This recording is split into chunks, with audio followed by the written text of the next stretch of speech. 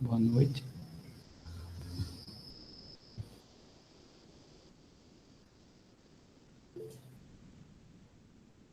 Bom, gente,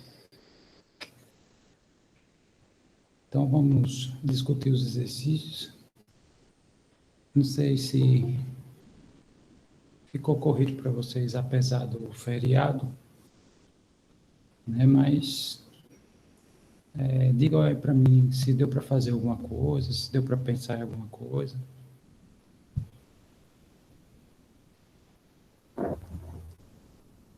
Boa noite, Diego.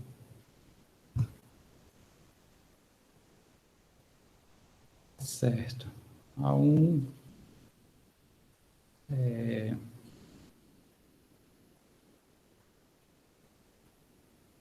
na verdade, A1 o trabalho é de completar quadrado, assim, essencialmente. O segundo trabalho é só ver em qual figura se encaixa, né? Porque a determinação, que no caso eu coloco aqui, é só em relação à classificação. Então, eu não peço esboço, né? Nem nada do tipo, né? Nem manual, nem através de software.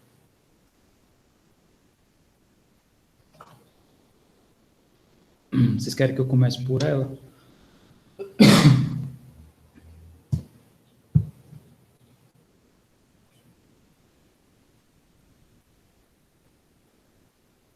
Ok.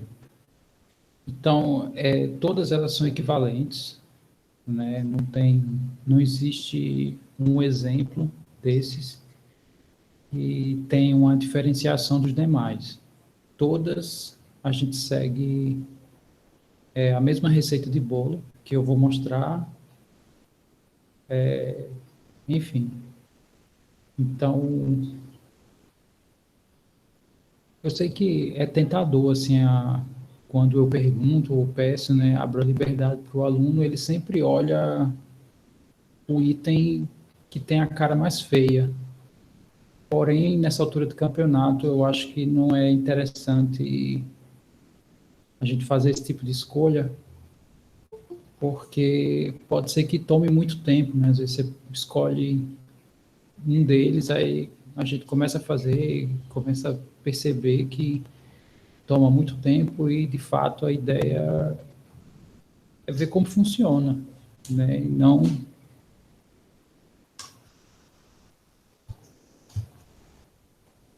E não tanto o trabalho braçal. Bom, o item A, que a Lorena escolheu, percebam que só tem duas variáveis, né? Elas possuem as variáveis x e y só. Então, esse exercício eu coloquei ele um pouco abrangente nesse sentido, né? Se tem duas variáveis, na verdade é uma cônica, aí se tem três, é uma quádrica. Mas segue a mesma ideia. Eu acho que faltou só algumas coisinhas a gente concluir, não? Deixa eu só ver aqui se a gente viu tudo. Eu acho que a gente ficou faltando exibir a ideia do cilindro e a ideia do cone. Foi, né?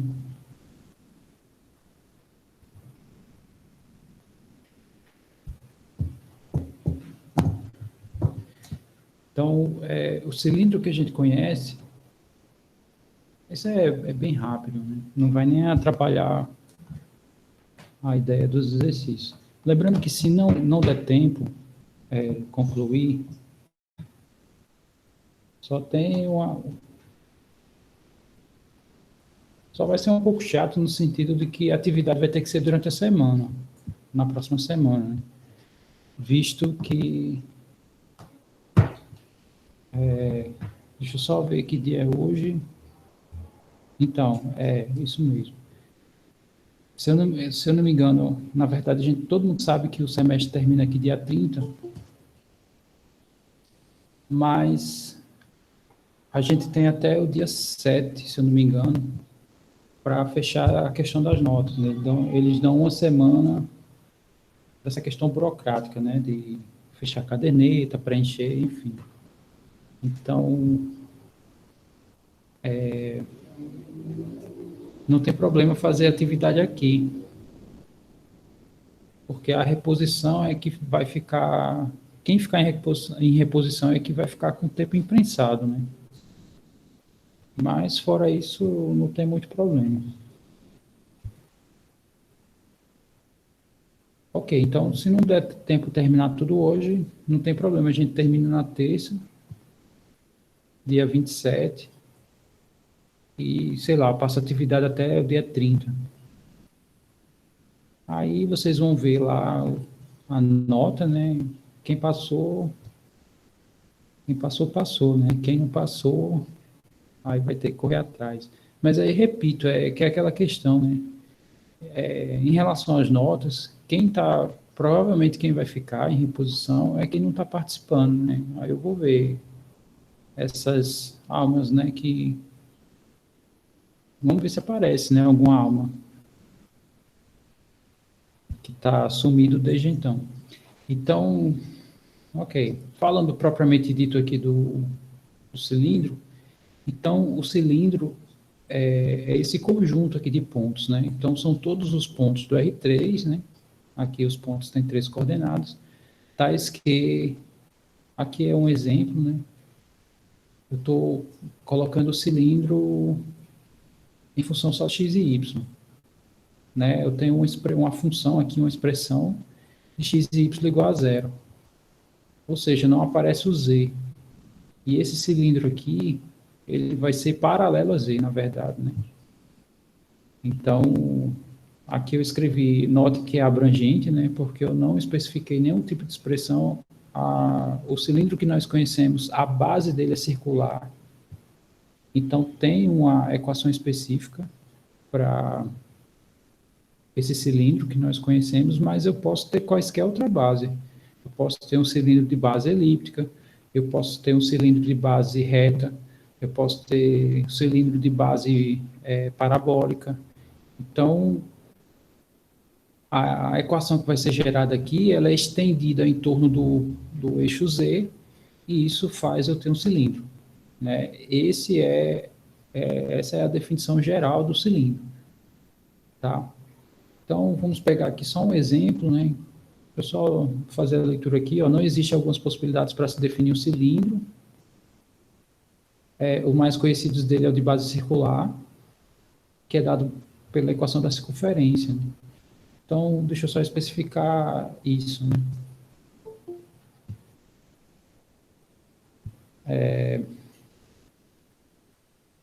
Sei lá, definir aqui um cilindro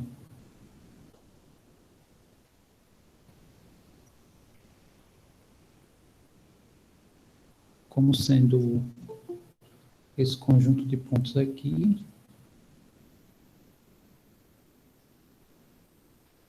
tais que o meu cilindro vai ter essa equação aqui, x2 mais y2 menos 1 igual a zero. Então, essa expressão aqui, que é o nosso f de x e y da definição, né? Ou seja, é uma expressão que envolve x e y só. Então, aqui o z não está envolvido, né? E isso aqui retrata um pouco a equação da circunferência. Aí, como é que vai ser o cilindro nesse caso aqui? Vai ser assim.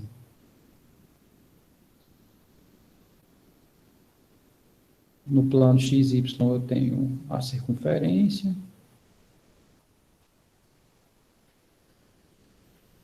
O desenho pode ser que não fique.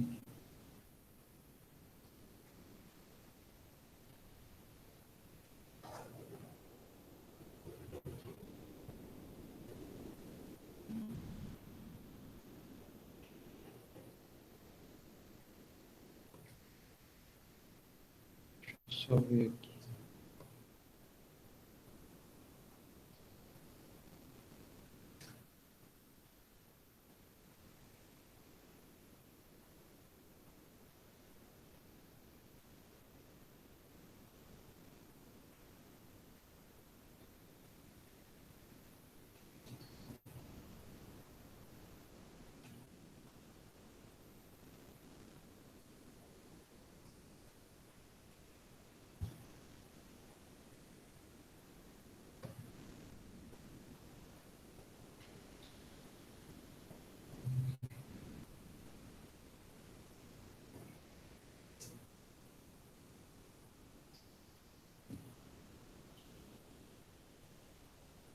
Não sei se dá para entender a ideia do desenho, mas essa equação define esse conjunto de pontos aqui da minha base. Porém, como o Z não está envolvido nessa equação, significa que isso aqui é válido para qualquer altura de Z. Por isso que ele é a extensão. Tá? Ou seja, em qualquer altura Z eu vou ter a mesma circunferência. Né? Na altura zero eu tenho essa circunferência, ou seja, quando Z é zero. Quando Z é 1 eu vou ter a mesma circunferência, né? Ou seja, eu tenho aqui a extensão, né, prismática dessa equação de circunferência. Mas isso também não significa que eu só tenho cilindro na base, onde sua base está no plano XY. Eu posso ter outra base, né? Então, deixa eu só mostrar mais um caso aqui. Deu para entender esse primeiro desenho e a ideia do cilindro?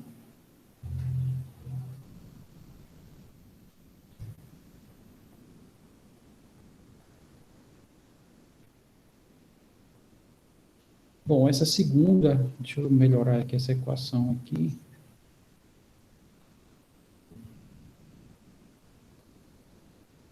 Na verdade, essa altura que você está perguntando é se o meu cilindro fosse limitado. Mas, na verdade, o cilindro, né, quando é definido dessa maneira, eu não tenho uma altura, né, porque ele é extensão infinita. É igual a equação de uma reta. Né? A reta não tem início nem fim. O que tem é segmento. Isso que você está perguntando aí seria um tronco de cilindro, né? Ou seja, se eu passasse aqui uma espécie de facão, né, onde ficasse essas duas bases aqui, né, quase que nem uma lata. Isso é um tronco, não é o cilindro completo, né? O cilindro completo é a extensão infinita, tanto para a parte positiva aqui do Z, quanto para a parte negativa dele. Bom, eu peguei essa equação, essa aqui é uma função só do Y e do Z, então significa que o meu cilindro ele vai se estender paralelamente ao eixo X, né, da mesma forma como aqui aconteceu, né? E essa equação aqui a gente pode reescrever ela e dá para se observar que a gente tem uma parábola. Então, esse cilindro aqui, a base dele é parabólica, né?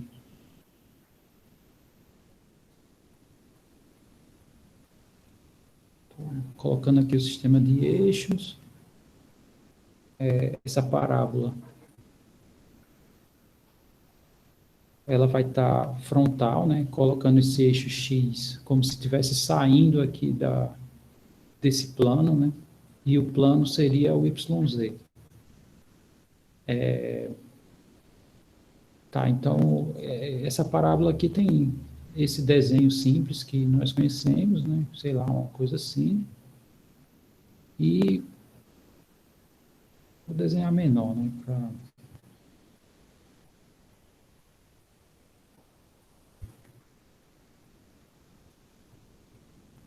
Sei lá, uma coisa assim. Então,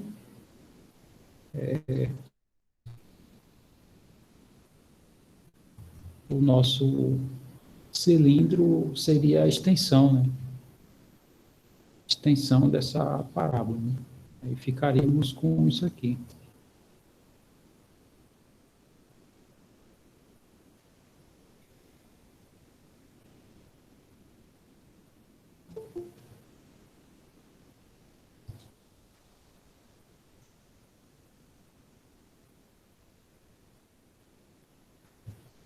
Então, é mais ou menos por aí, né? Então, cilindro, eu tenho uma figura plana e ela se estende em torno de um eixo.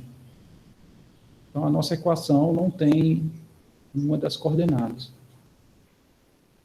Essa é a ideia do cilindro. E a ideia do cone é a seguinte. Eu vou colocar aqui um caso. Por exemplo, eu vou colocar já com alguns dados, né? Imagine que eu tenho isso aqui.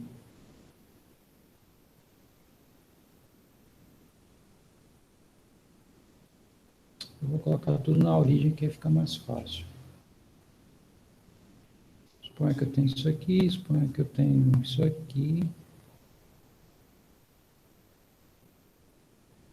Deixa eu só conferir se... ok.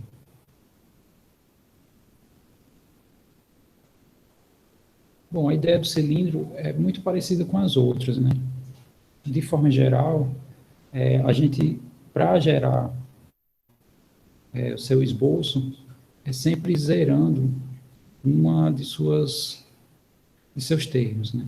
A gente sempre procura zerar um dos seus termos e observa qual é a figura, né, que é gerado com o que sobra. Essa figura gerada normalmente é um corte. Então, se eu considerar que x é zero, a gente vai ter isso aqui, né, que o y ao quadrado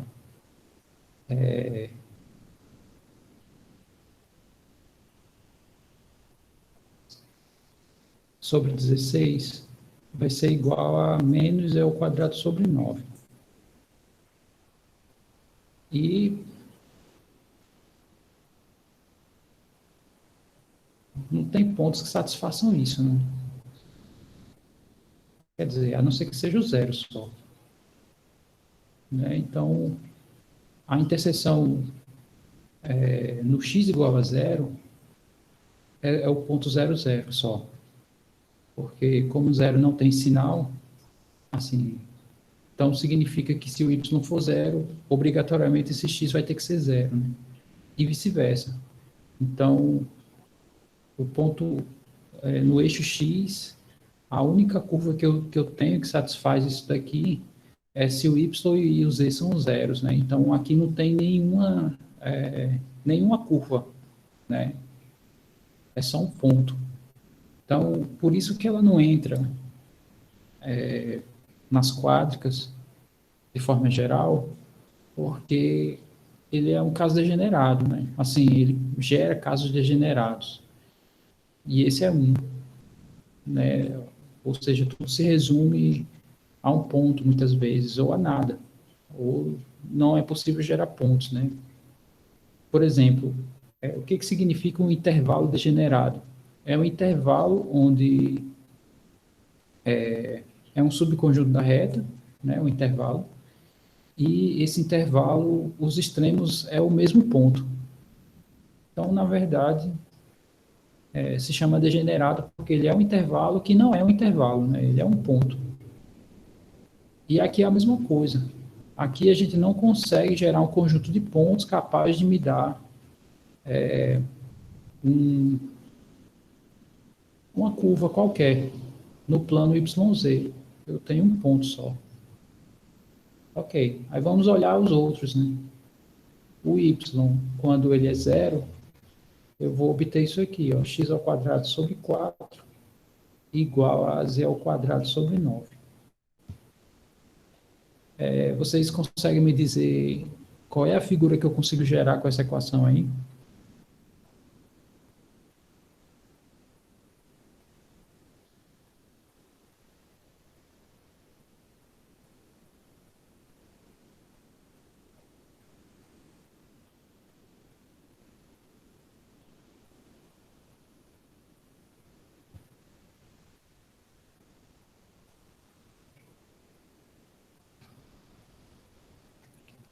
Então, aqui, para ter a elipse, né,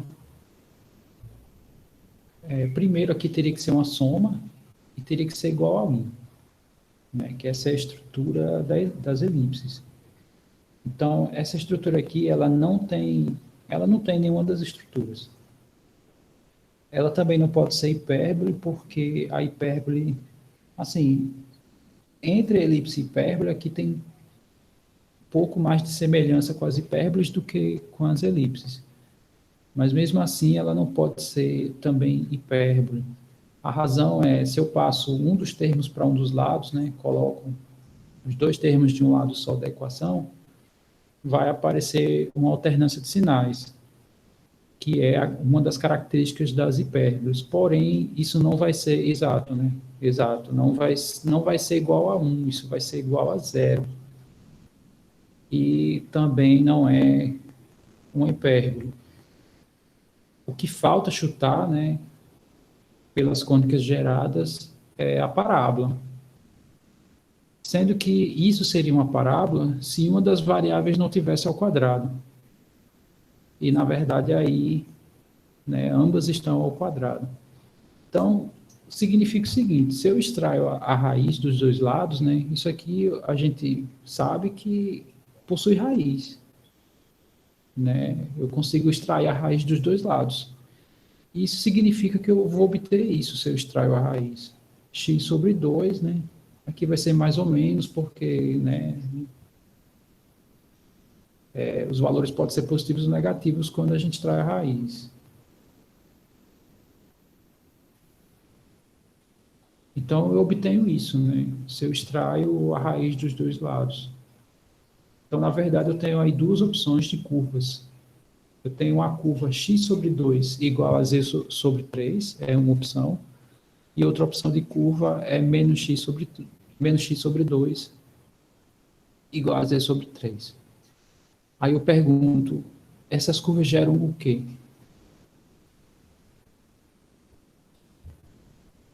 A curva x sobre 2 igual a z sobre 3. Exato, geram retas. E essas retas estão no plano x e z, né? Então imagine que aqui tem uma parede, né?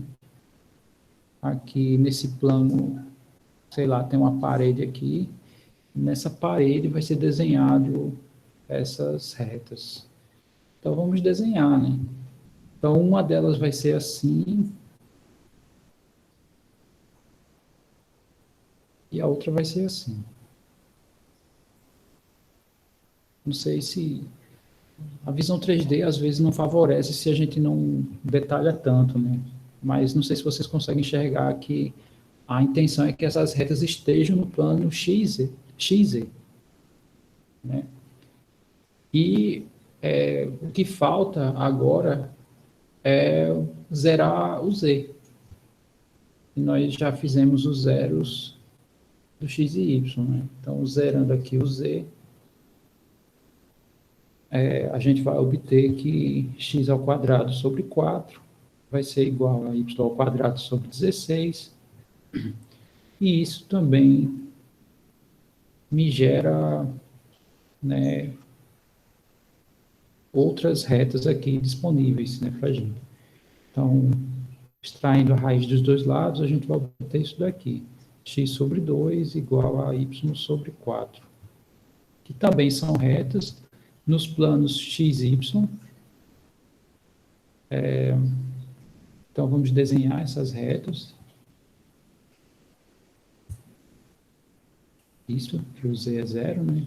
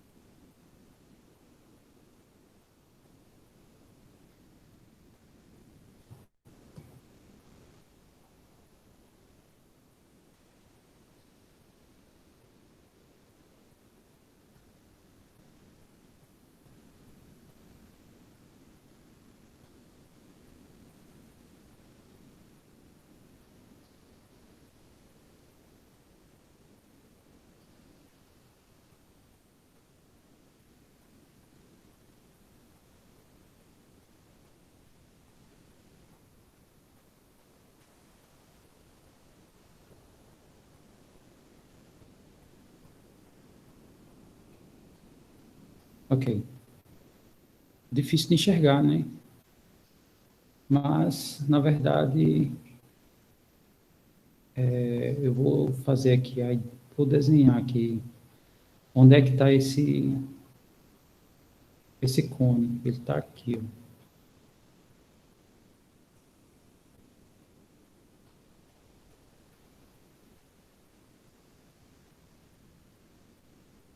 O ângulo não ajudou muito, mas na verdade ele está, né, ele ficou quase frontal. Quase frontal no sentido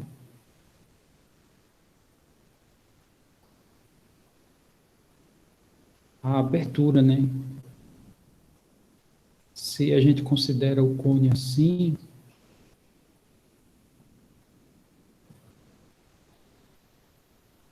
na verdade eu vou desenhar aqui um troco de cone, né?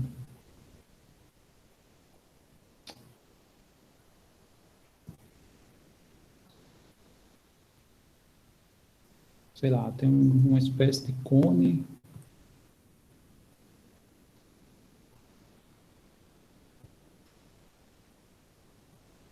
Essa é a visão tradicional, sendo que ele está deitado, né? Nosso olho está quase olhando aqui de baixo, né? Ele tá, quer dizer, a gente está olhando essa abertura aqui, ó, né? De dentro. E a outra parte, né? Está aqui. Eu não sei se todo mundo consegue enxergar isso.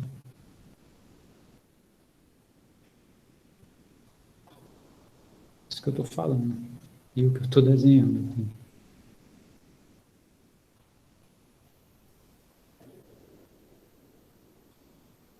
Significa, deixa eu só fazer um desenho aqui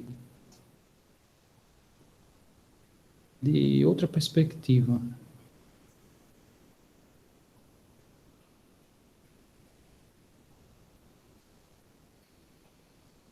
Eu vou desenhar assim. Então, estaria assim.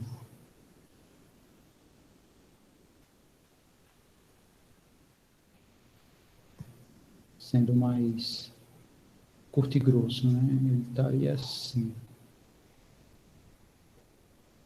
Aqui sendo X, né? Quer dizer, eu estava aqui de frente, aí eu saí daqui e vim para cá. Então, eu olhando nesse sentido, né? Eu estava olhando eu estou olhando nessa direção, né? Estamos olhando nessa direção, a gente se deslocou aqui para perto do eixo Y, estamos olhando nessa direção. Estamos agora olhando nessa direção, assim está o nosso cone, né? Não sei se todo mundo consegue enxergar, se não conseguia e se agora está enxergando. Mas essa é a ideia.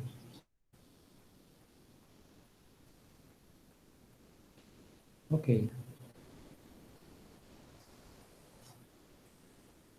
Então, de fato, né? É porque quando a gente vai fazendo os esboços aqui, as retas e vai ver onde é que fica a base, tem hora que realmente fica um maior riscadeiro, né? Você fica meio perdido, assim, né? Se o desenho fosse 3D, no sentido de eu poder rotacionar, né? Como aqui eu rotacionei, na verdade, fazendo outro desenho, né? Mas se eu pudesse girar ele para qualquer lado, aí dava para enxergar, né? Por todos os ângulos que a gente quisesse. Tá, então essa seria a parte final, né? Que faltou. Aí, repetindo, né? Foi escolhido esse, né? Esse aqui, se a gente for olhar nessa perspectiva que eu acabei de falar, se eu considero todos aqui como sendo quádricas, então essa daqui seria um cilindro, porque não aparece a variável z e, consequentemente, ele pode ser estendido para qualquer altura z, né?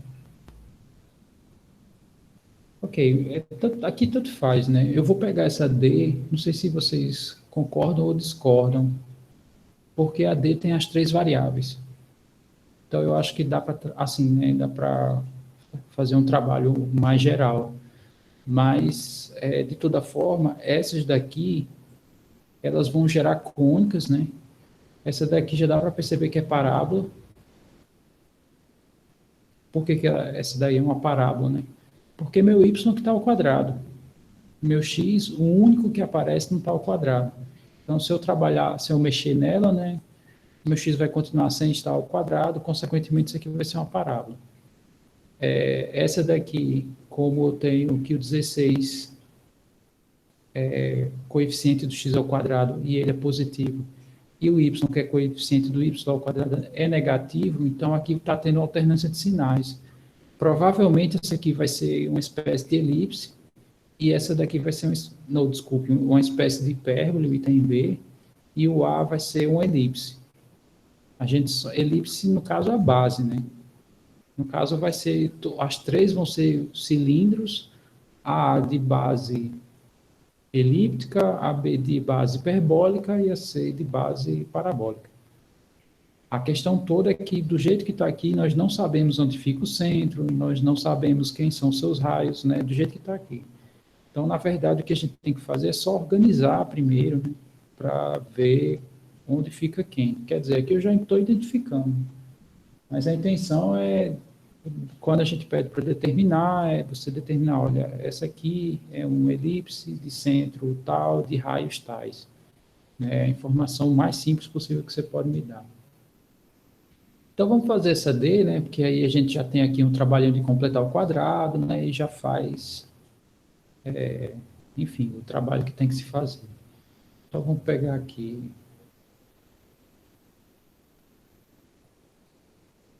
4x2 mais 4y2 mais e ao quadrado menos 2i.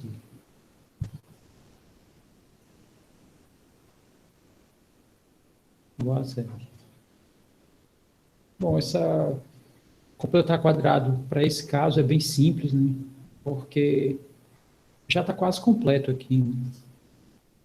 A gente sabe que aqui é o quadrado do primeiro, menos duas vezes o primeiro pelo segundo, quer dizer, aqui já tem o 2, né?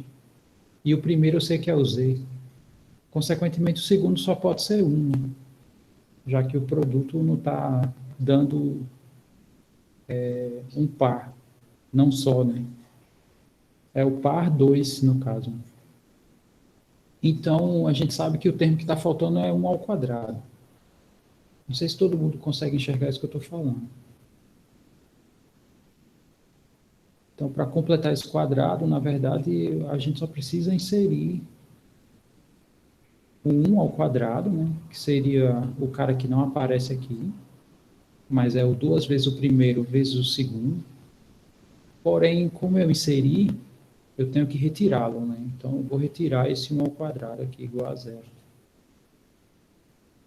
E aqui ficaremos, né, com 4x2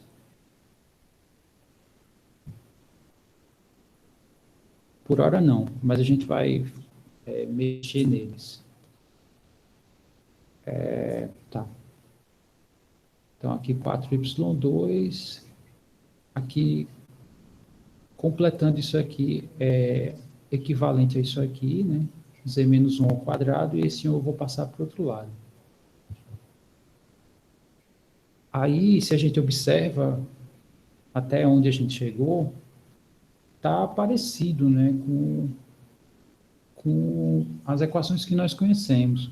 Só tem um problema, né? Nenhuma delas aparece com esses fatores multiplicando as variáveis, né? Eu vou voltar aqui bem rápido, só para a gente enxergar isso.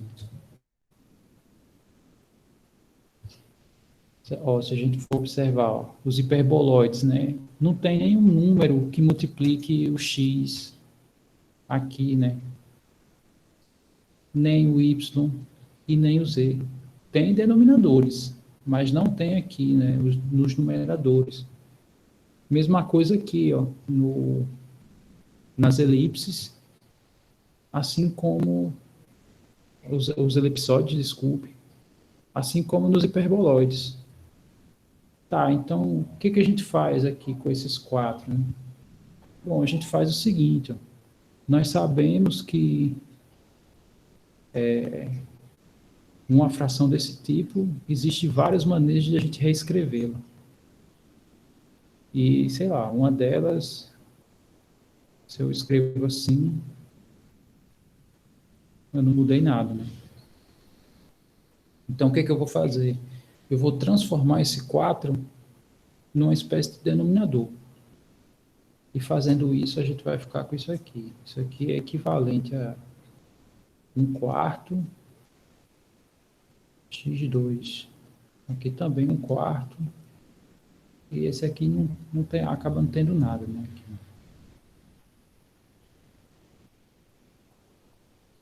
Todo mundo enxerga isso que eu acabei de fazer?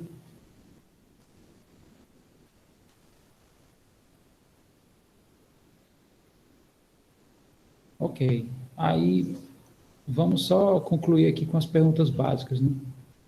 Quem é o centro aqui da nossa quadra?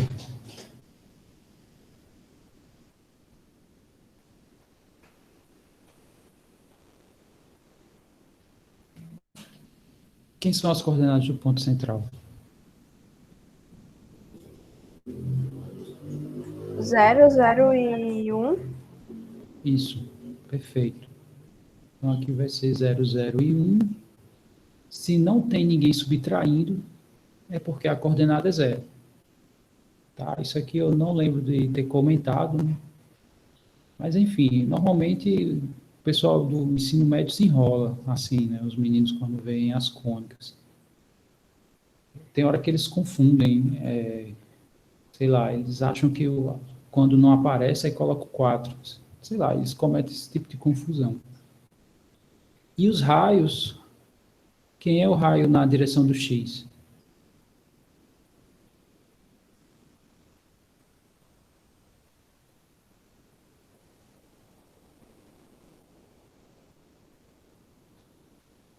Um meio. O meio. Porque o que aparece aqui é ele ao quadrado. Então, aqui também vai ser um meio. Quer dizer, eu tenho uma figura completa. Sim, só faltou uma coisa. Qual quadro é essa? Uma elipsoide. É um elipsoide. Perfeito. Aí, como é que a gente sabe? Se tem dúvida, zere os termos. Vamos zerar x. Né? Então, esquecendo essa figura aqui, esquecendo esse termo aqui, né, o que sobra vai ser um elipse. Não sei se todo mundo enxerga isso. Se eu zero o y, o que sobra vai ser outra elipse. Então, não sei se vocês lembram da última aula, ao zerar, né, a figura que aparece mais nos cortes é o que define o que ela é. Então, eu tenho 3 cortes possíveis, em 2 cortes eu já tenho elipses. Consequentemente, isso já vai ser um elipsoide. E, da mesma maneira, né, zerando aqui o terceiro, eu vou ter uma terceira elipse. Né? Então, os elipsoides não têm classificações, né, distintas. Consequentemente, a gente tem o elipsoide nesse item D. Ok. Não sei se ficou claro para todo mundo, né, essa questão. Ela acabou, não sei se ela é uma das mais simples. Eu sei que o grau de dificuldade das outras é só em relação ao completar o quadrado, né? Mas em relação a gerar a estrutura, todas elas têm a mesma equivalência do grau de dificuldade como eu apresentei aqui. E aqui teria 2 cascas, né, de banana. Uma é o centro, né, que é o 0, e outra é essa passagem desse produto aqui para o denominador, né? Quer dizer, ela não é uma questão difícil, né? Não é um item difícil, mas ela possuía, né? Quer dizer, possui ainda 2 cascas que alguém poderia, né, escorregar. Mas está tranquilo, né? Vocês acham que com a resolução dessa, vocês são capazes de resolver as demais? Essa daqui não é uma das mais difíceis, apesar de ter uma cara bem feia assim, né? Mas ela não é.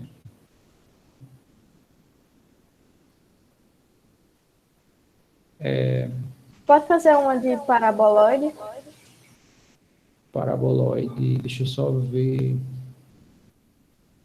uma que seja.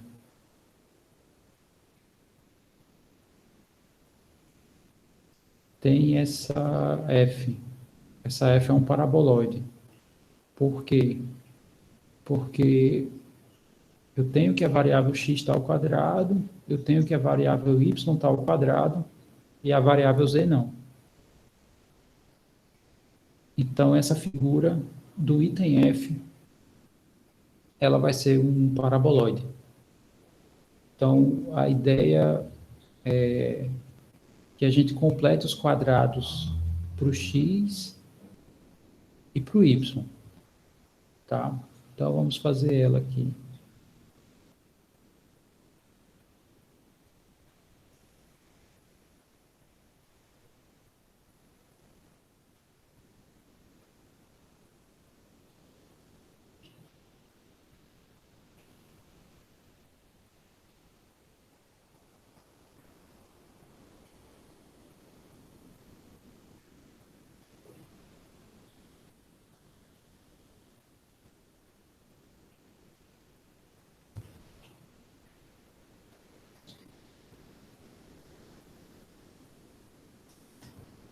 Então, vamos só reorganizar aqui. A gente tem isso daqui. Você tentou essa, não? Tentou fazer? Não, né?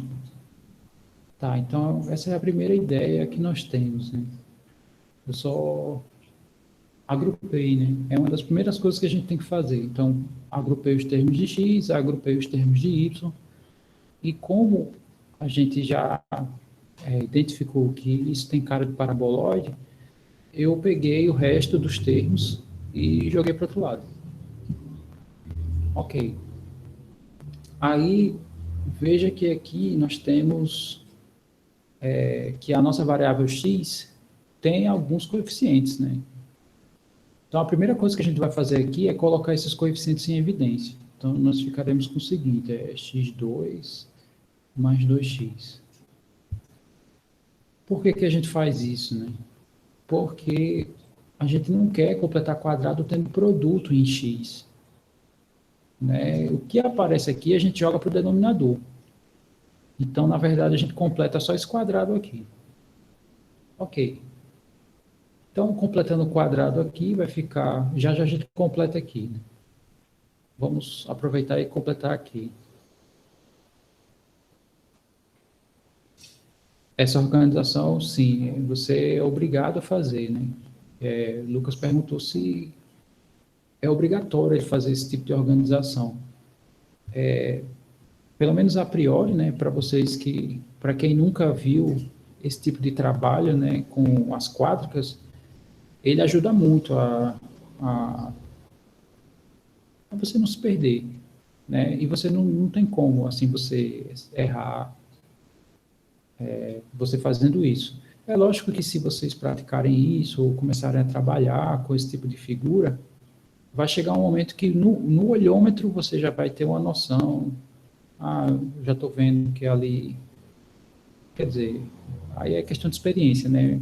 Eu estou fazendo esse trabalho para quem não tem. Sim, eu falei que ia completar aqui, nem completei.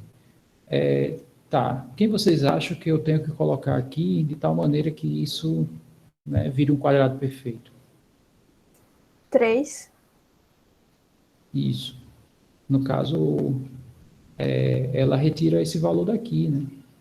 E a gente sabe que é 2 vezes o primeiro, que eu sei que é y, vezes o segundo.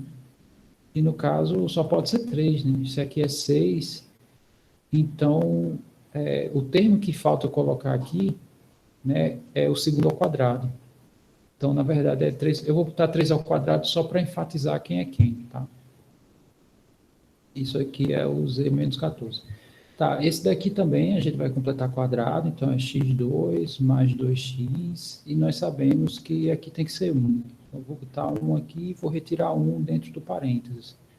Porque dentro do parênteses né, só tem esses dois termos. Então, eu só posso inserir alguém só se for zero, né? Isso aqui a gente sabe que é zero. Aqui só faltou retirar, né? Era isso que eu ia falar. Obrigado. Eu inseri o 3 ao quadrado, esqueci de retirar o 3 ao quadrado. Ok. Então, completando o quadrado dessas três parcelas, né, ficaremos com y menos, né, o 3 ao quadrado. Esse 9 eu vou passar para o outro lado, então vai ficar z menos 14 menos 9, né? A partir do momento que eu passo esse... Ah, não, desculpa. Aqui é menos, né? Deixa eu ajeitar aqui. Aqui eu inseri, aqui eu vou retirar. Então, quando eu passar para o outro lado, na verdade, aqui vai ficar mais, né?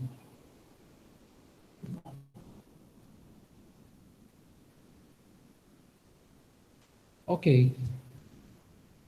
Completando o quadrado agora para esses três. Então, ficaremos com x mais 1 ao quadrado.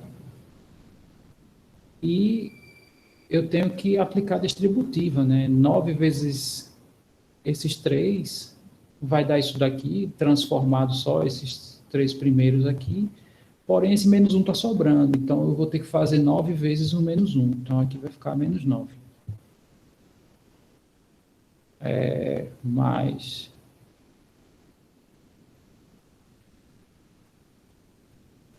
E aqui vai ficar 6.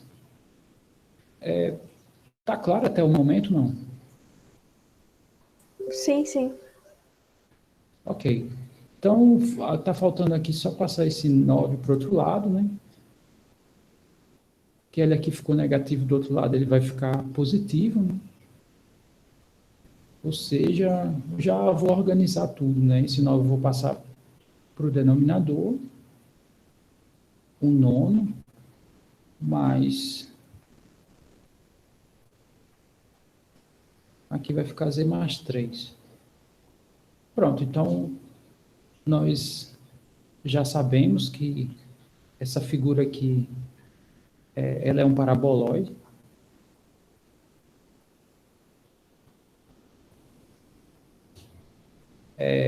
Agora eu vou passar a batata quente para vocês. Que a batata quente é o seguinte, aqui nós sabemos que, quer dizer, nós sabemos que os paraboloides a gente tem duas opções, ou elíptico ou hiperbólico. Esse aqui, especificamente, vocês acham que é qual dos dois?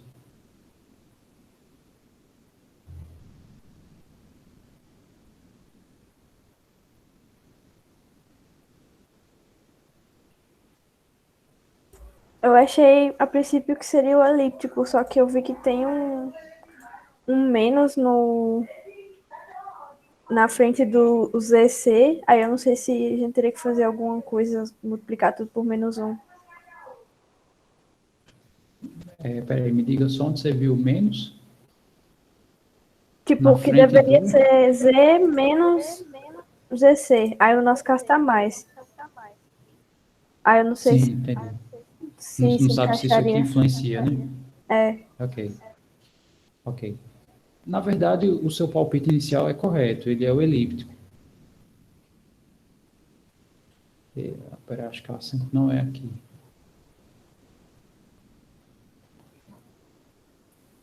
Tá certo.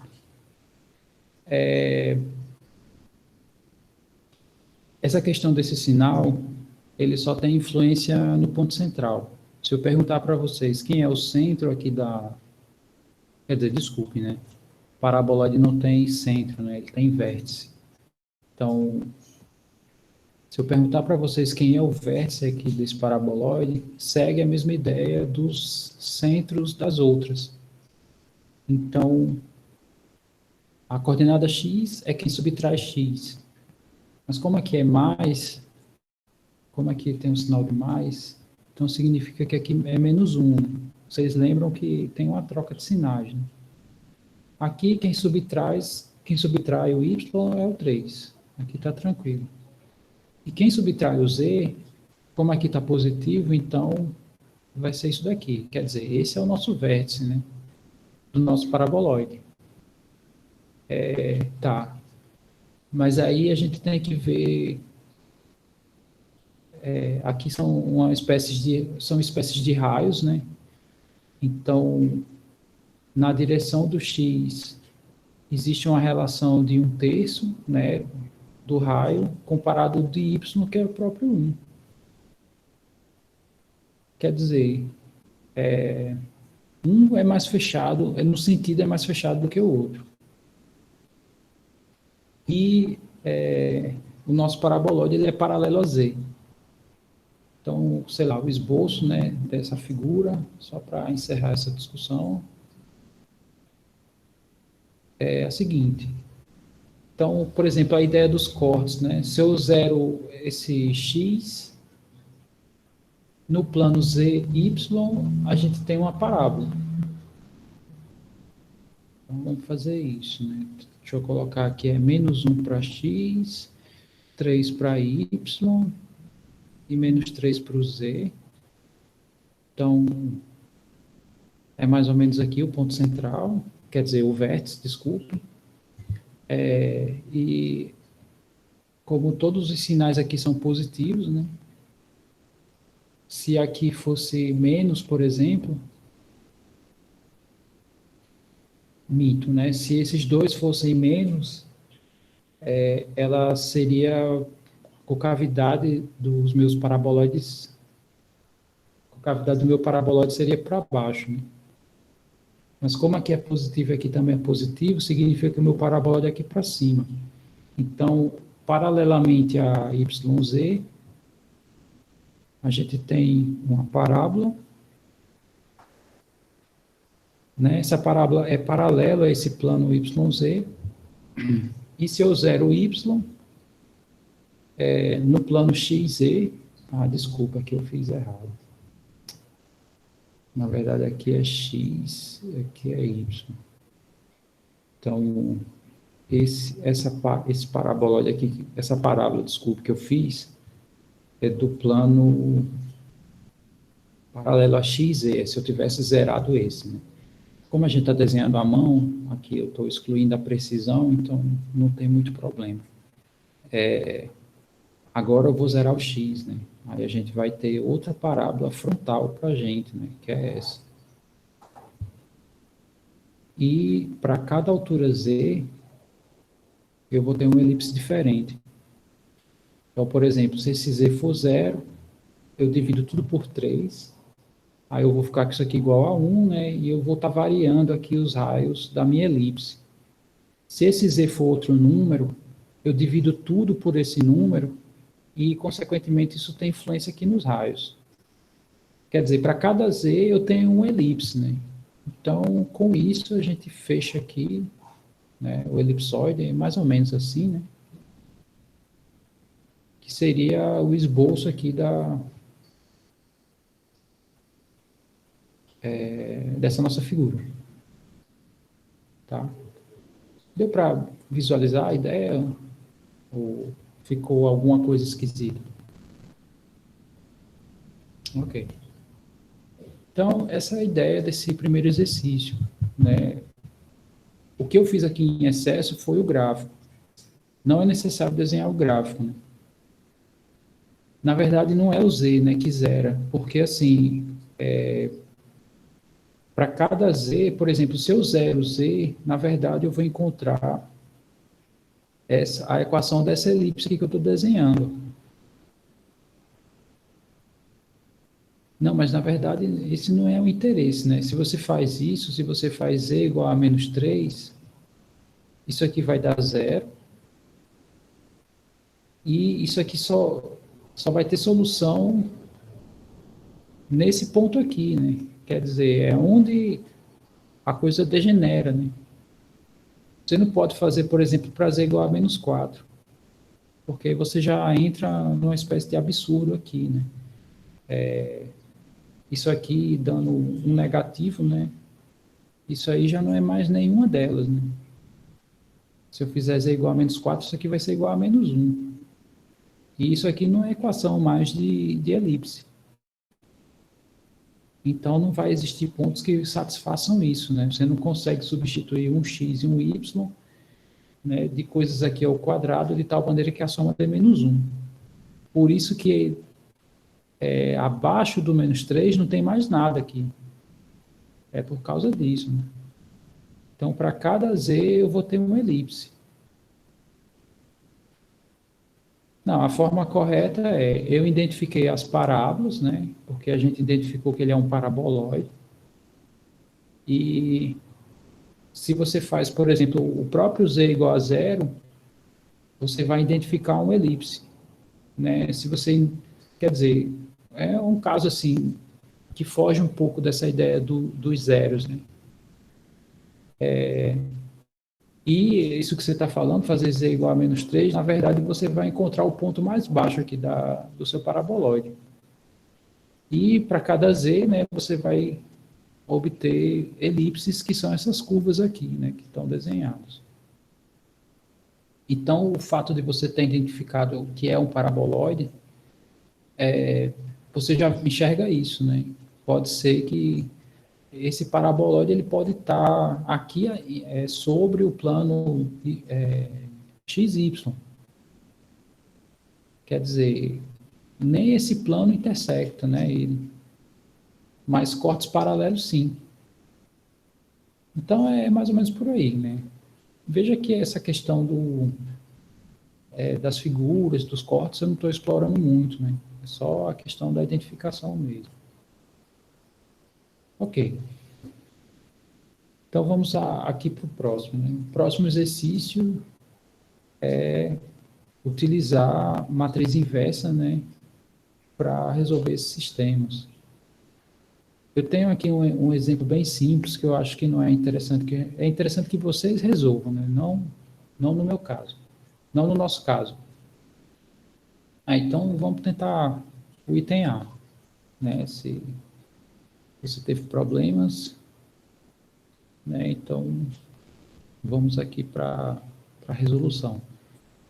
Como é que funciona essencialmente, né? Então funciona assim. Nós sabemos que um sistema ele pode ser reescrito da seguinte maneira: uma certa matriz A vezes uma coluna de variáveis x igual a coluna de termos dependentes P. Aí a ideia é aplicar a seguinte ferramenta, né? Multiplicar pela inversa dos dois lados.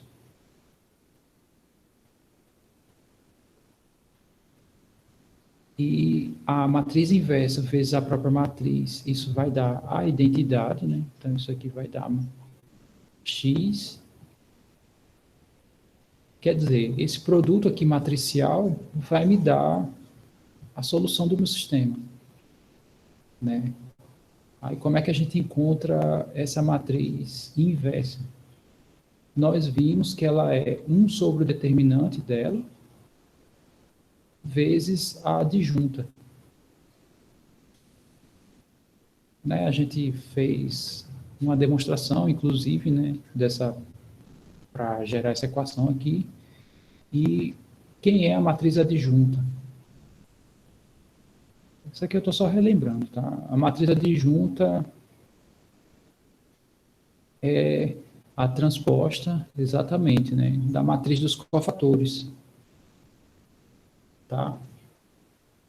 E, no caso aqui, a matriz que a gente está considerando os cofatores, não implica que o elemento da matriz ele multiplica o determinante, né, ao eliminar a linha e coluna respectiva. Então, vamos pegar a nossa matriz, né? No caso, quem é a matriz, né? A matriz, se a gente for reescrever isso aqui na forma matricial, essa primeira linha aqui, na verdade, só até aqui, né? Pode ser escrito da seguinte maneira: 6, 5, 2, vezes a coluna XYZ, né? Se eu faço isso, é primeiro com primeiro, segundo com segundo, terceiro com terceiro, soma-se esses produtos. Aqui é a mesma coisa. Se eu fizer a linha menos 5, 4, menos 5, vezes a coluna XYZ, né, eu obtenho isso que está em destaque, né? Então, quer dizer, esses coeficientes aqui já determinam a cara da nossa matriz, tá? Então, vamos escrever isso na forma matricial. Vai ficar 6, 5, 2, menos 5, 4, menos 5, e 2, 3, menos 2. Se eu faço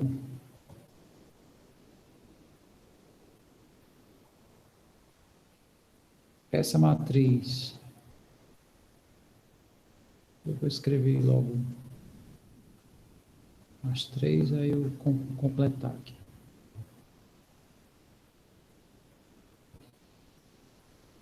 Ok, menos 3, menos 45, menos 3, né? Então,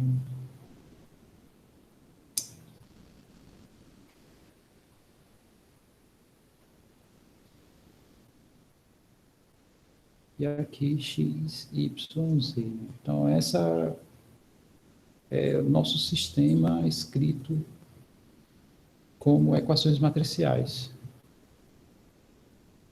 Qual é a ideia, né? É escrever isso aqui dessa forma.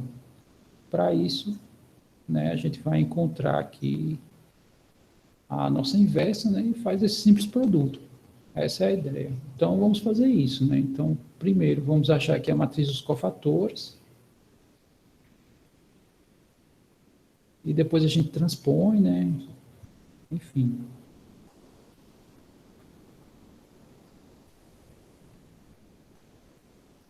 Bom, como é que a gente determina a matriz dos cofatores, né? Então, por exemplo, para esse elemento, né, eu elimino a linha dele, coluna dele, o determinante que sobra é o cofator dele. Então, no caso, vai ser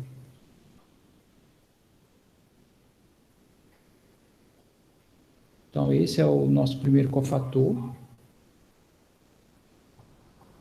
Eu vou colocar logo aqui as linhas. Daqui a pouco a gente gera todos eles.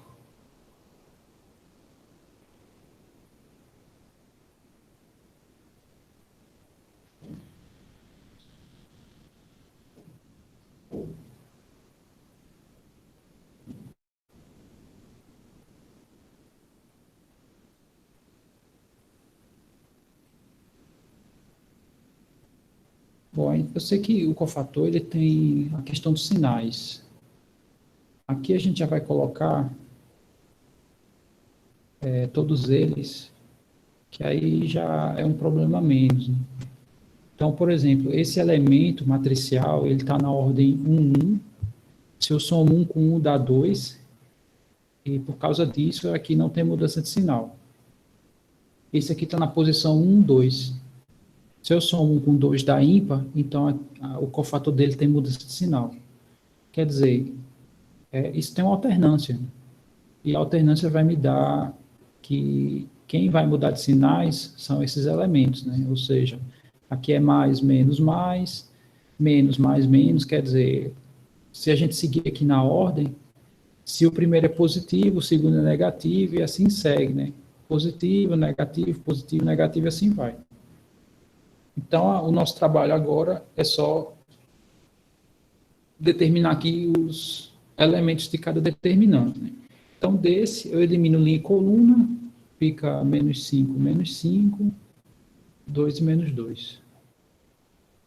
O desse aqui, eu elimino essa linha, essa coluna, né? Fica menos 5, 4, 2, 3. O desse, fica 5, 2, 3, menos 2. Tá todo mundo acompanhando, né? O que eu estou fazendo?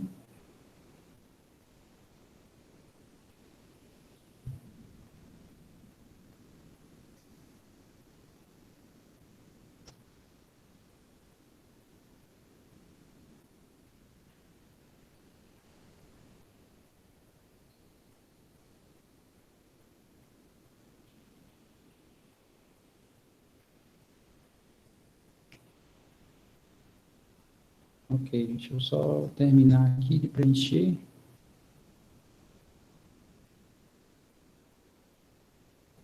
Por fim, né, 6, 5, menos 5 e 4. Ok, então vamos determinar aqui quem serão os elementos aqui da nossa matriz dos cofatores. Tá, então vamos fazer. Aqui vai dar menos 8 mais 15, né? Esse produto dá menos 15, mas nesse sentido a troca de sinais, né? Então, menos 8 mais 15 dá 7. Aqui vai ter uma troca, né? Aqui vai dar 10 mais 10. Então, vai dar menos 20. Aqui vai dar menos 15, menos 8. Então, isso vai dar menos 23. Aqui vai dar menos 10, menos 6. Vai dar menos 16, mas aqui troca, né? Então, vai dar 16. Aqui vai dar menos 12, menos 4, menos 16. Aqui vai dar 18, menos 10. Vai dar 8, troca de sinal, menos 8. Até aí, tá tudo bem? Tá todo mundo acompanhando? Eu cometi algum erro? Tá tranquilo, né? Aqui vai dar menos 25, menos 8. Então, vai dar menos 33. Aqui vai dar menos 30, mais 10. Vai dar menos 20. Com esse sinal, vai dar 20. E, por fim, aqui vai dar 24, mais 25. Né? Porque aqui tem uma troca de sinal. Então, vai dar 49. Então, essa é a matriz dos cofatores. Na verdade, essa matriz aqui que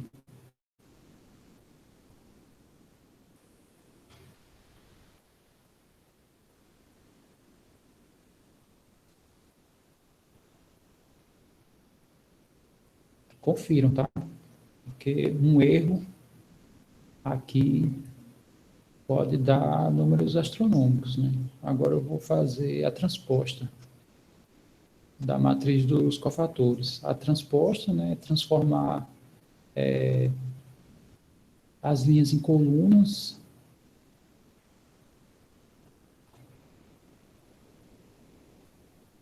E para a gente achar a solução, está só faltando uma coisa, né? Calcular o determinante.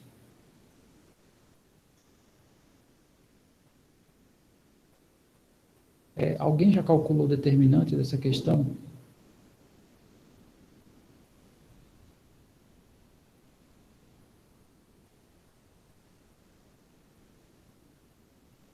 Menos 104?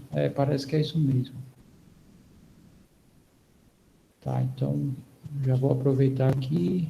Determinante, de acordo com o Lucas, é menos 104. Tá, como é que a gente determina a solução agora, né? Então, a solução vai ser XYZ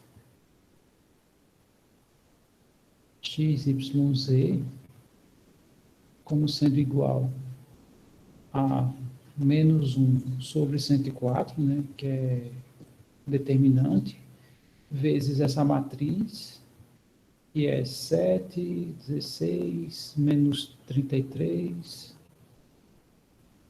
menos 20, menos 16, 20, menos 23, menos 8, 49. Né? Então, a gente vai multiplicar isso por... Pegar aqui nós temos os termos independentes, que é menos 3, menos 45 e menos 13.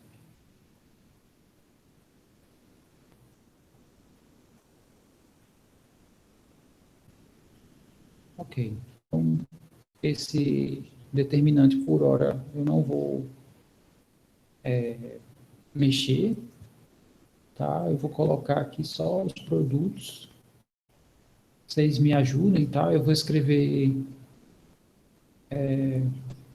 como é que vai ficar a nossa conta. Enquanto eu vou escrevendo, vocês vão fazendo aí, né? Quem puder. Então, aqui vai ficar 7 vezes menos 3, mais 16 vezes menos 45,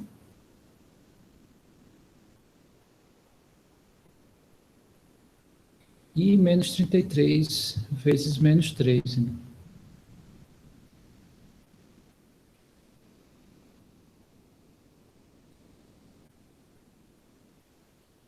Então, esse vai ser o primeiro elemento que a gente vai dividir por 104, né? E vai trocar o sinal. O próximo vai ser menos 20 vezes menos 3, mais menos 16 vezes menos 45, mais 20 vezes menos 13. E, por fim, vai ficar menos 23 vezes menos 3, mais menos 8 vezes menos 45, mais 49 vezes menos 13. Então, só fechando aqui.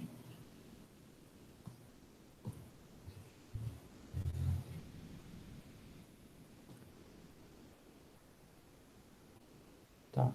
Aqui o quadro acabou. Vou apagar aqui. Tá bom. Vocês, enquanto eu copiei, tinha alguém fazendo essas contas para mim?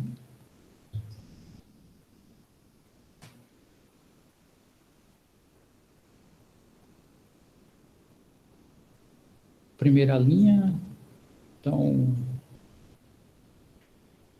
deu isso aqui, o nosso x, né? 312 dividido por 104.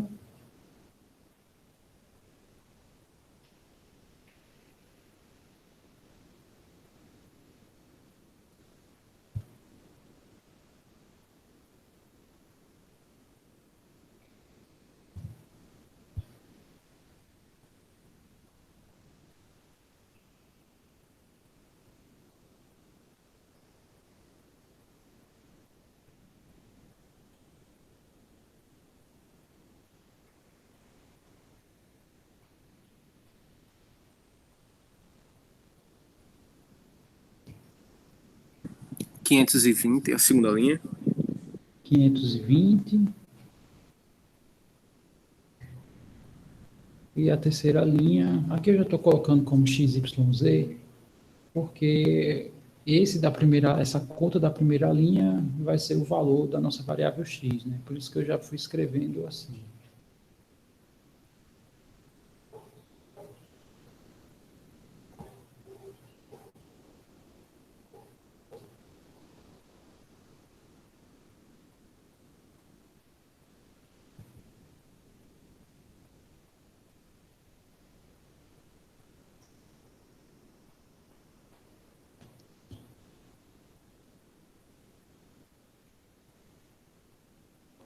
Menos 208, a terceira linha. Menos 208. Ok.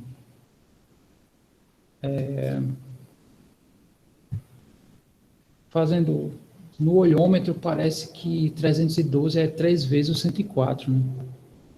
Não sei se vocês conseguem enxergar. Isso aqui parece que dá menos 3 aqui. Esse aqui parece que é 2 vezes, né? Menos com menos é mais. Aqui é 2. Tá faltando só esse aqui, né? Parece que aqui é 5 vezes, né?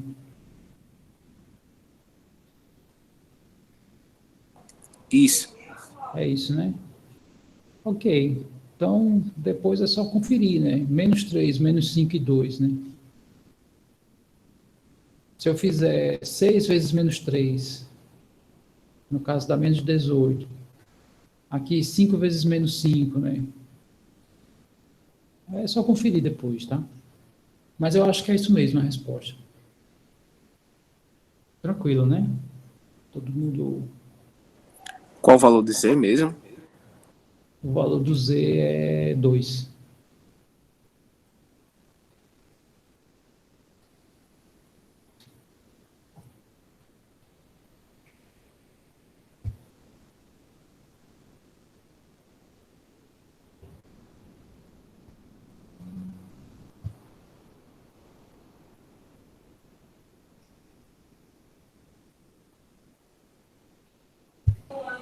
O meu deu diferente, mas o meu é duvidoso. Então, o meu deu menos 39 em vez de 3. Mas. Peraí, menos Complicado, boy. 3. Peraí, só um minuto. Menos 3. Peraí, 652, né?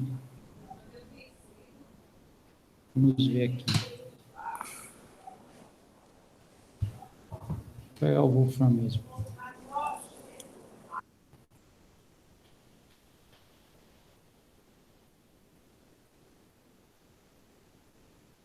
Então é 652.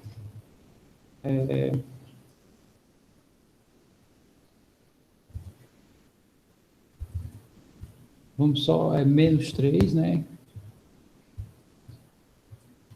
Aqui, menos 5.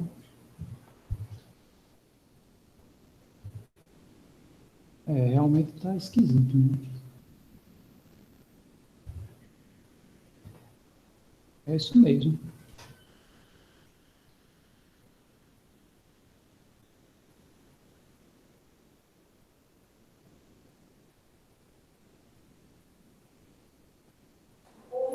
Bora calcular passo a passo determinante para ver se tem alguma treta nele. Não, mas se eu não me engano, era isso mesmo. Deixa eu ver.